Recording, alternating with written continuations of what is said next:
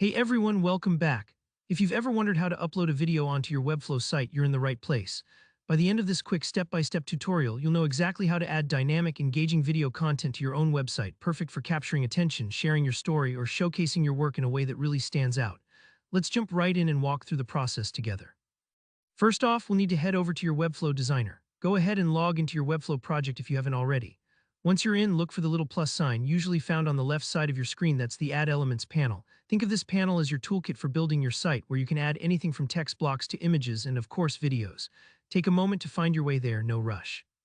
Now let's add a video to your page. In the Add Elements panel, scroll through the list until you see the video element. It's usually represented by a small play button icon.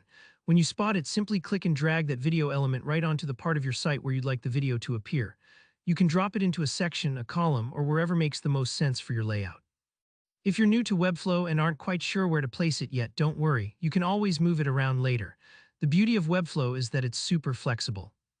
Once you've placed the video element, you'll notice a settings panel pop up. This is where the magic happens. At this stage, Webflow asks you for a video URL.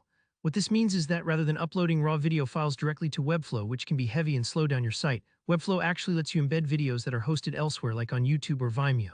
So before this step, you'll want to have your video uploaded to one of those platforms and ready to go. That way, you just have to copy the shareable link to your video. Now comes the key step. Take that video URL you copied maybe from YouTube or Vimeo and simply paste it into the URL field in the video element settings. Webflow will instantly recognize it and you'll see a preview of your video right on your page. Pretty satisfying, right? If it doesn't show up instantly, give it a moment. Sometimes the preview can take a few seconds to load, especially if your connection is a little slow. Don't worry if you accidentally paste the wrong link. You can always edit or replace it anytime. And that's it, you just added a streaming video to your Webflow site. Now your visitors can hit play and watch your content directly on your page with zero fuss. If you want, you can keep customizing it, adjust margins and sizing, style the player, or even set it up to autoplay or loop. But at the core, this is the process you'll use for adding videos in Webflow, and it really couldn't be simpler. I hope you found this tutorial helpful. If you ran into any hiccups or if you have questions about different video settings or embedding, just leave a comment below. I'd love to help out.